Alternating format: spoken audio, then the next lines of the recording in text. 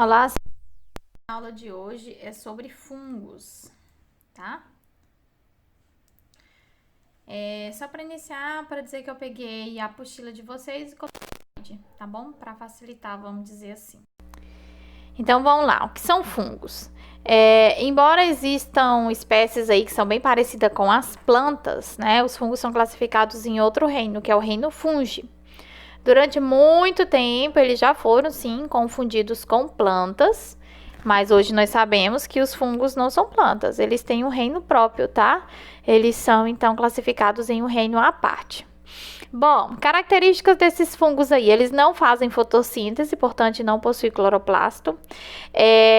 A parede celular deles é externa, né, depois da membrana plasmática, e é constituída de quitina, que é uma substância que dá uma enrijecida na estrutura, deixa mais durinha, né, assim como os insetos, né, os animais têm, alguns animais possuem, tá?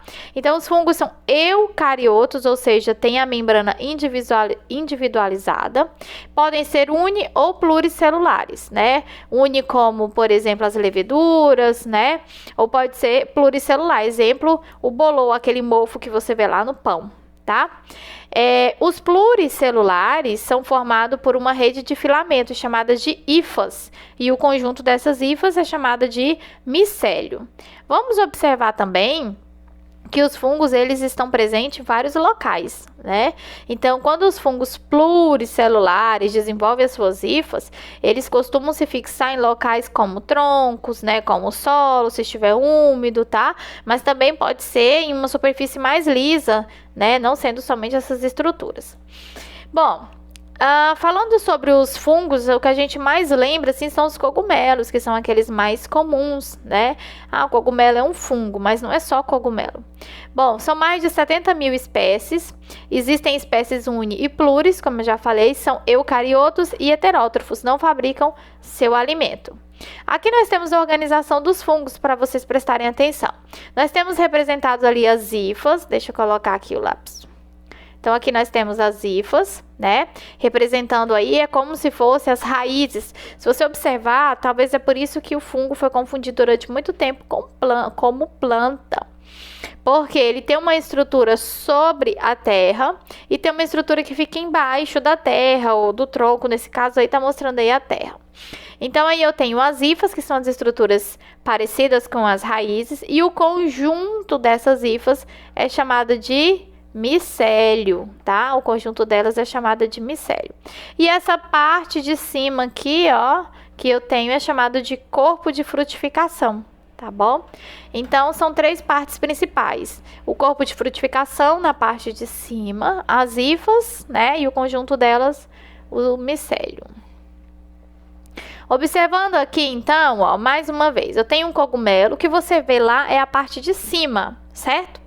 Essa parte de cima aí é o corpo de frutificação. Aí na terra eu consigo visualizar as hifas em amarelinho e o conjunto delas o micélio. Lembrando que dentro de cada hifa é célula, são cheias de células. Observe na imagem da direita lá, as hifas aqui, elas possuem os núcleos. Olha só, cada uma dessas daqui é uma célula, tá bom? Então, três partes principais: corpo de frutificação, parte de cima, hifas e o conjunto de hifas, micélio. Veja aqui, na questão do desenvolvimento, que é a parte já entrando um pouquinho dentro da reprodução, que eu vou explicar mais adiante, para se formar uma estrutura dessa, observe que começa com uma pequena, né, com um pequeno esporo, uma pequena estruturinha que vai dando origem à hifa, e essa hifa é que vai dar origem a toda aquela estrutura do cogumelo, tá bom? Bom, e a nutrição? Eu falei para vocês que os fungos são heterótrofos, ou seja, não fabricam seu alimento. De fato, eles não têm essa capacidade de fabricar o alimento, tá? Mas eles se alimentam da seguinte forma: eles conseguem se alimentar muitas vezes de substâncias aí no local, liberadas no local. Então, veja, assim como os protozoários dos animais, né, são heterótrofos, e por isso eles também conseguem se alimentar de outros nutrientes, né, de outros seres vivos ou restos orgânicos da matéria, para poder gerar energia. Então, veja, um fungo, ele não se alimenta da mesma maneira que um paramécio, que nós estudamos lá atrás, né? Alimenta-se de substâncias capazes de decompor e digerir o alimento fora do corpo. Pelo fato de não ter que comer, vocês lembram lá dos pseudópodes, lá quando a gente viu... por exemplo, lá os protozoários que esticavam seus pseudópodes, né, e engoliam o alimento. Então, aqui o fungo não faz isso, tá? Ele não precisa levar essa nutrição, esse nutriente para dentro do corpo. Pelo contrário, ele consegue liberar uma substância que aquele nutriente está ali, ele libera aquela substância vai digerindo, decompondo, e aí ele vai usando aquilo ali por absorção, ele vai sugando por absorção. Pelo fato, então, de não ser digerido dentro do corpo do fungo, eu chamo essa digestão de de fora, extracorpórea, tá bom? E esses fungos que fazem isso são chamados de heterótrofos, porque não fabricam seu alimento, por absorção. Porque, como eu expliquei, eles jogam essa substância para poder decompor o nutriente. Então, eles não precisam levar, eles não têm pseudópodes para levar para dentro de si, tá bom? É por absorção. Então, esses fungos, eles realizam decomposição, né? Juntamente com os seres procariotos, que nós vimos lá, que são as bactérias e arqueias, e os protozoários, que são alguns dos protistas. E nessa decomposição da matéria orgânica, ou seja, nessa reciclagem da matéria orgânica, seja de um resto vegetal, de um resto animal, eles ajudam aí a adubar o solo. Mesma coisa dos outros seres que nós vimos lá atrás. Então, muitos nutrientes são deixados no solo. Isso ajuda, sim, o crescimento das plantas, né? Bom, já esses fungos que se alimentam aí por absorção ou de matéria orgânica, fazem a reciclagem, eles são chamados então de saprófitos. Então, se você vê essa perguntinha, o que é um ser saprófito? Você já vai saber que um ser saprófito é aquele, né, que se alimenta aí de matéria orgânica. Veja aqui um exemplo, nós temos ali os morangos em decomposição, né, as frutas aqui em decomposição, e na direita nós temos uma folha. Então, juntamente com os protozoários e com as bactérias que fazem a decomposição da matéria orgânica, eu digo que esses aí são seres saprófagos, tá bom? Então, são aqueles seres que se alimentam ali de matéria orgânica em decomposição. Mas também eu tenho seres que são parasitas, né? Que são aqueles seres, aqueles fungos, que não fazem a decomposição simplesmente da matéria orgânica que está lá. Eles precisam estar no organismo de outra pessoa, né? Para conseguir se alimentar dos nutrientes de outra pessoa. Comumente aí na boca, né? Comumente nos pés, principalmente nas unhas, entre os dedos, né? Principalmente os dedos dos pés, onde fica aí o famosinho chulé, né? Que às vezes não seca direito. Tá? E outros locais também. Nós temos também aqueles fungos que se associam com outros seres vivos. Creio eu que você já faz ideia do que seja, porque nós já vimos lá nos capítulos anteriores, né? Os líquens. Se lembram lá dos líquens? Exemplo, né? Então, veja, eu tenho fungo que ele faz uma interação, e é uma interação boa, né? São simbiontes, ou seja, são uma relação mutualística, onde eles conseguem fazer uma parceria com as algas. Deixa eu voltar um pouquinho aqui. Com as algas, né? E essas algas dão aí nutrientes para eles, né? E em troca, eles conseguem ali ficar tendo abrigo. E é uma troca muito positiva, onde os dois saem ganhando, tá? E eu tenho também agora as micorrizas, que são interações entre os fungos que vivem nas raízes das plantas. Bem parecido com aquela interação que nós vimos lá das bactérias fixadoras de nitrogênio. Se lembram lá das raízes? Só que nesse caso aqui, são fungos e raízes de certas plantas. Então, o que acontece? Onde tem esses fungos, as raízes conseguem se desenvolver melhor, porque esse fungo consegue buscar alimento, né, dessas raízes, e em troca também ele dá ali nutrientes para que essa planta, né, possa crescer. Então, é uma associação muito legal, muito boa. Não acontece com todas as plantas, mas é uma troca bem bacana que nós vamos discutir melhor na aula ao vivo. Bom, e a reprodução? A reprodução pode ser assexuada ou pode ser sexuada. A reprodução assexuada, a principal é a divisão binária. praticamente igual que você viu lá em protozoário, que você viu em bactéria, tá? Que você viu em alga, igual. Um se divide em dois, então material genético totalmente idêntico, tá? Exatamente. Mas nós temos também o brotamento. Observe aqui comigo, ó, que cada uma dessas bolinhas aqui é um novo broto que está nascendo. Então pensa comigo, um fungo começa a criar vários brotos e cada um desses brotos, né, depois vai se desprender e virar um novo fungo. Se ele não teve intervenção de outro fungo, ele não teve um parceiro, esses novos descendentes que se formaram são exatamente iguais ao primeiro. Então eu posso dizer que são possuidores de material genético idêntico, tá? Então a divisão binária é aquele que se divide em dois. O brotamento é aquele onde um fungo vai criando broto. Cada broto que vai caindo, né, vai se formando um novo fungo igual ao seu descendente, tá bom? Mas nós temos também a reprodução pluri, né? Ou seja, dos fungos que são pluricelulares, daqueles maiores, tá bom? Geralmente, essa reprodução se dá aí através dos corpos de frutificação. Lembra que eu mostrei lá no cogumelo aquela parte de cima?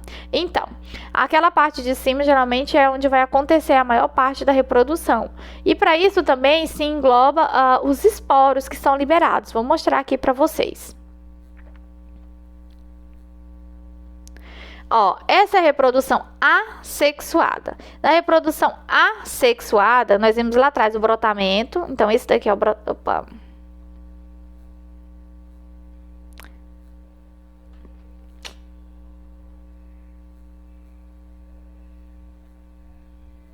Esse daqui é o brotamento, tá vendo? Reprodução aqui por brotamento. Tem a divisão binária também, tá?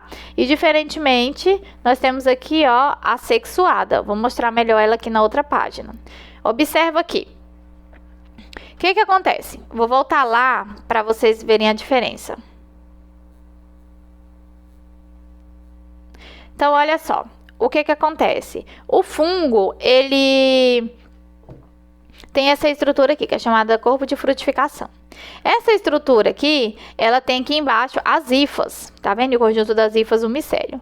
Cada hifa dessa aqui, na época da reprodução, né, vai gerar aqui, ó, os esporos, tá? Os esporos vão ser liberados, soltos.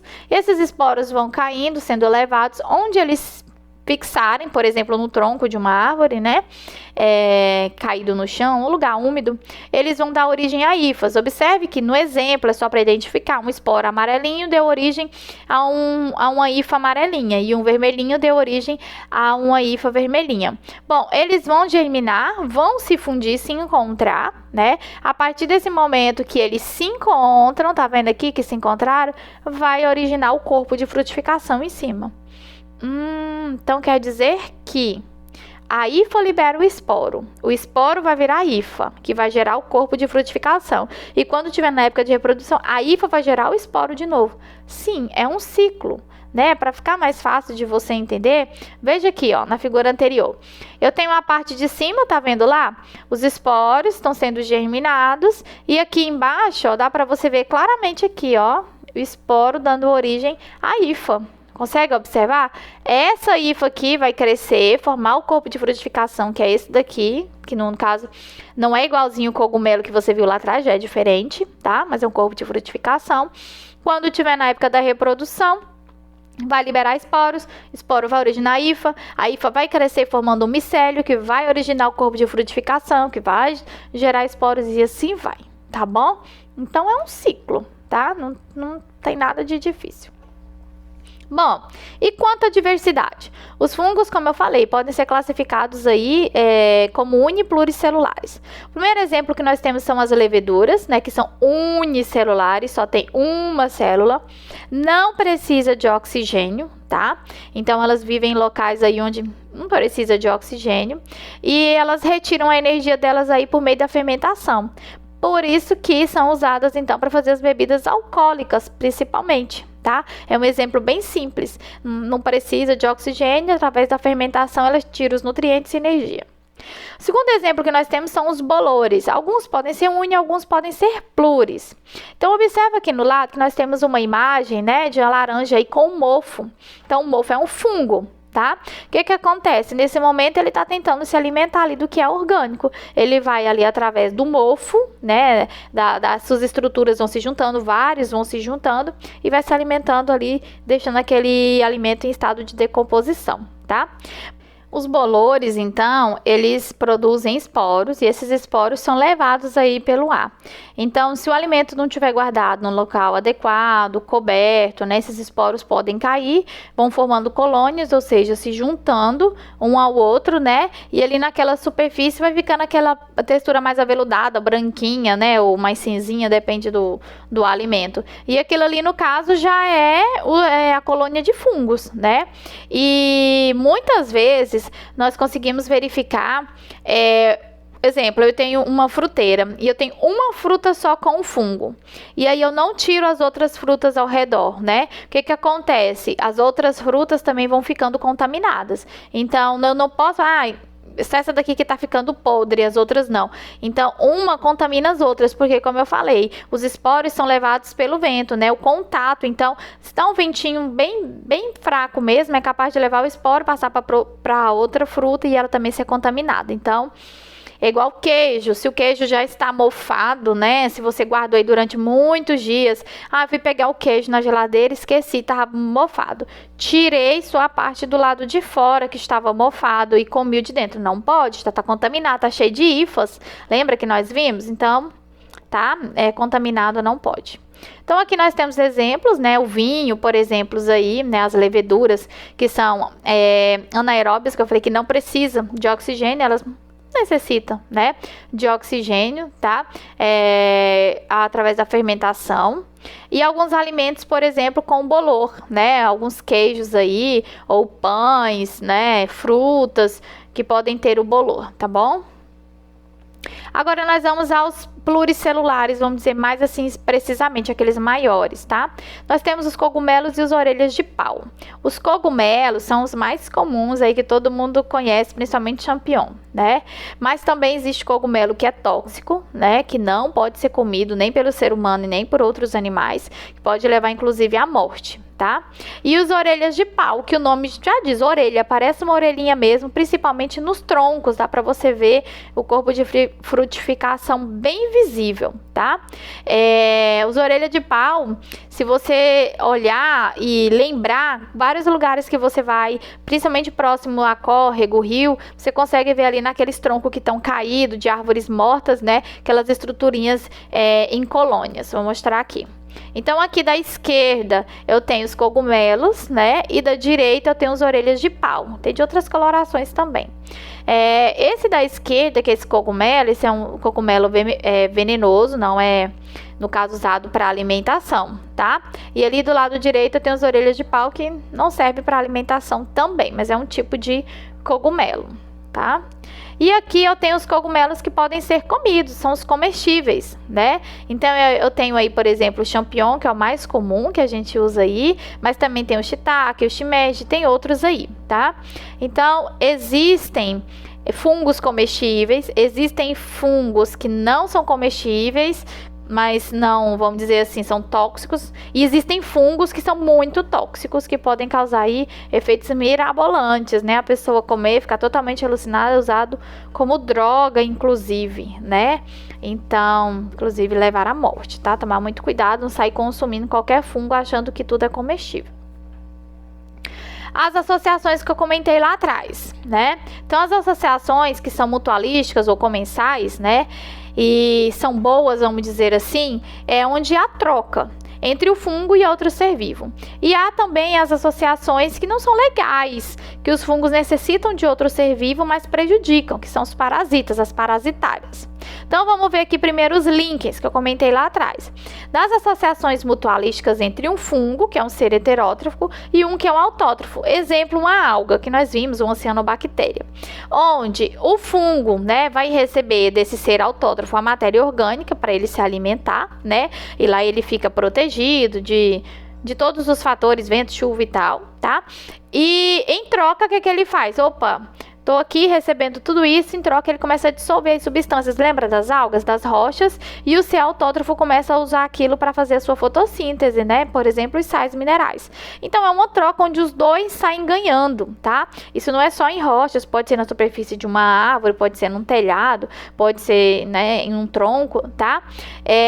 O interessante é que ambos saem ganhando, nenhum prejudica o outro. Então, veja aqui um exemplo de líquens, né, que são as associações aí entre os fungos, né, e um ser autótrofo, ok? Tá vendo aí um tronco de uma árvore. E as micorrizas, que eu já iniciei lá atrás explicando um pouquinho, que são as associações entre os fungos e as raízes das plantas, onde essa associação favorece muito aos dois, né? Porque a planta, ela consegue os nutrientes, a água que ela precisa ali do solo, que os fungos facilitam essa absorção. E em troca, ele recebe da planta o alimento, a matéria orgânica. Então, vamos dizer, eu facilito para você pegar a substância para fazer a matéria orgânica e em troca você me dá um pouco da matéria orgânica, tá? Então a planta ela tem maior facilidade de absorver água e sais minerais. Então, se você observar bem que nesse desenho, opa, deixa eu voltar aqui. Se você observar bem que nesse desenho, ó, tá vendo aqui, ó? Tá parecendo uma raizinha na outra raiz. Tá parecendo a raiz com raiz. Não é. São as hifas que estão encostando, né, nas raízes das plantas, onde há aquela troca. Mas nós temos fungos que são ruins, né? São parasitas, vamos dizer assim. Eles necessitam de outro ser vivo para sobreviver, mas causam alguma coisa no ser vivo, né? Principalmente doenças, né? Muitos em seres humanos e outros animais, tá? Mas aqui nós temos um exemplo bem comum de fungos na agricultura, né? Esse fungo aí tá atacando uma plantação de batata. Olha só, em lente de aumento como que fica aí, né? A presença desse fungo bem branquinho, tá? E aí causa a doença onde as folhas começam a murchar e pode até se perder a plantação, tá? São os parasitas. Nós temos também aqueles que parasitam o corpo, como eu falei, né? Exemplo na boca, nas unhas, que é bem comum, né? Na unha, quando você começa a perder sua unha, dá uma infiltração, a unha machucou, começa a ficar preta, né? Então tá cheia de fungo, uma secreçãozinha amarelinha, tem que ir na manicure, se for no pé, no podóloga, para poder tirar isso daí, né? Inclusive, quando você encrava a unha, tomar bastante cuidado, né? Sempre na podóloga para poder tirar, porque pode até perder a unha, tá bom? A situação é bem crítica mesmo. Aí nós temos também as frieiras, né, que é essa figurinha do meio dos dedos do pé aí, onde você vê, porque a pessoa não seca muitas vezes os dedos direitinho, vive com o pé muito calçado em sapato fechado, e ele fica muito úmido a proliferação de fungos, que pode dar o famoso chulé, né? Mas também pode dar as frieiras, que são aquelas feridas e incomodam bastante, né? Mas claro, tudo tem cura, medicação. Na boca também nós podemos ter vários fungos, né? Principalmente ao redor dos nossos dentes, tomar bastante cuidado quando a gente tiver aí uma feridinha, alguma coisa, para que isso não possa pegar fungo, tá bom? Só que o legal também é que os fungos podem ser usados de forma positiva. Um exemplo aí é a penicilina, que é um tipo de fungo que foi descoberto, né? Não sei se vocês se lembram lá atrás na história da bactéria, onde falou que um cientista esqueceu lá uma placa cheia de bactérias, e aí quando ele voltou as bactérias estavam mortas, né? Porque tinham sido atacadas por um fungo. Foi nessa hora que eles descobriram, opa! Ele descobriu, né, que o fungo era algo que combatia aquele tipo de bactéria. E hoje a penicilina, ela é usada como um antibiótico, um medicamento muito importante para combater certas infecções. Então, o fungo, ele também pode ser usado de forma positiva. Deixando as atividades para vocês na página 464 e 467, e até 467, né? Você vai fazer lá na sua apostila, responder. E o arquivo em PDF que eu vou estar enviando na aula online, ok? A nossa aula de hoje é isso. Beijo, beijo.